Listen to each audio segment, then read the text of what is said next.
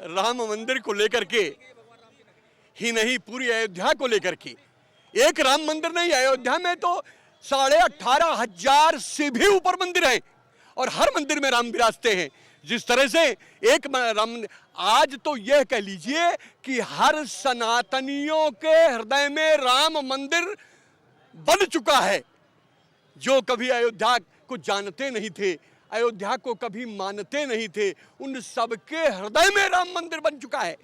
विचार यदि आपके सुंदर हैं तो राम हैं, यदि आपके विचार सुंदर नहीं हैं तो राम नहीं हैं, यदि आपके विचार सुंदर हैं तो राम जन्मभूमि है, यदि आपके विचार सुंदर नहीं है तो राम मंदिर नहीं है। जिस तरह से रावण बहुत खूबसूरत था, उत्तम कुल पुलस्त का नाती, इतने बढ़िया जो है परिवार में पैदा हुआ, बहुत खूबसूरत था, इतना बड़ा तपस्वी था जिसकी सीमा नहीं, जो इंद्र को भी अपने चारपाई में बांध रखा था, शनि को भी अपने चारपाई में बांध रखा था, इतना प्रतापी था।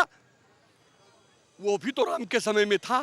इसी तरह से, लेकिन उसके कोई 10 सर नहीं थे, 1 2 3 4 5 6 7 8 9 10, जो 10 सर दिखाया जाता है रामलीला में, आप देखते होंगे ना कि 10 सर रावण के। अच्छा ये बताओ आप, अगर उसके 10 सर इसी तरह से बना होता तो या तो चित्त सोता या तो साला पुट्ट सोता, करवट तो कभी ले नहीं सकता था। यदि करवट लेता तो नीचे वाला सर तो पहले ही फूट जाता है उसके। अब रावण है क्या? रावण है विचार। यह हमारे शरीर में 10 इंद्रियां जो है ना, यही विचार हैं। यदि इसके सुंदर, जिन सनातनी के सुंदर विचार हैं वो राम है, और जिसके विचार सुंदर नहीं है, जिसकी मनोवृत्तियां सुंदर नहीं है, वही रावण है।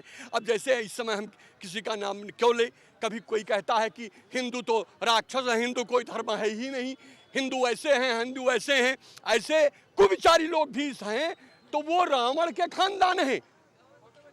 रावण वो करते क्या थे? वो हिंदू का धर्मांतरण कराते थे, हिंदू को मार देते थे, हिंदुओं को मरवाया जाता था। अयोध्या में भी तमाम राम भक्तों के ऊपर गोलियां चलवाई गई, ऐसे पकड़ के ट्रकों में लादा गया, उस दृश्य को भी हमने देखा है। और आज ये बताइए वो कैसे अयोध्या आ सकते हैं? नहीं आएंगे। उनके विचार सुंदर नहीं है, क्योंकि उन्होंने रावण का काम किया है, उन्होंने मारने का काम किया है, उन्होंने सरयू को रक्त रंजित किया है। वो राम का निमंत्रण स्वीकार करेंगे? ऐसा हो ही नहीं सकता है। जिन्होंने राम भक्तों पर गोलियां चलवाई, जिन्होंने राम भक्तों पर लाठियां चलवाई, जिन्होंने अयोध्या को रक्त रंजित किया, ऐसे लोगों को तो हम तो कहते हैं कि धन्य है वो राम की व्यवस्था देने वाले लोग, जो उनको निमंत्रण दिया गया। मैं तो कहता था कि अयोध्या के साधुओं की तरफ से उनको निमंत्रण नहीं जाना चाहिए था, लेकिन कार्यशाला की व्यवस्था है, उनको निमंत्रण दिया गया, और लेकिन दिया तो गया, उन्होंने स्वीकार नहीं किया कि हम नहीं आएंगे। तो उनकी औकात ही नहीं है आने की। यहाँ उनकी क्षमता है। यहाँ राम के पास तो राम का भक्त ही आ सकता है, राम का अनुचर आ सकता है, राम का सेवक आ सकता है, राम का दास सकता है, लेकिन रावण का खानदान यहाँ कभी आएगा ही नहीं। अगर आएगा तो उसकी मनोवृत्तियां बदलती रहेंगी और वो अपने आप रसातल को चला जाएगा। जो इस समय राम का विरोध कर रहा है, वो अपने आप को जहां भी है जान ले, उनका परिवार नष्ट हो जाएगा, उनका खानदान नष्ट हो जाएगा।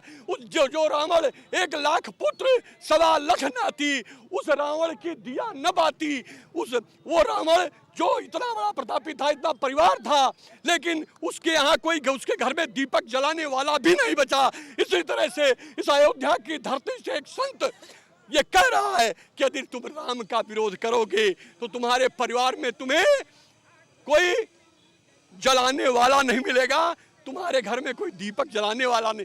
राम का विरोध मत करो भैया, सरकार का विरोध करो, सरकार के लोगों का विरोध करो, राम का विरोध न करो प्यारे।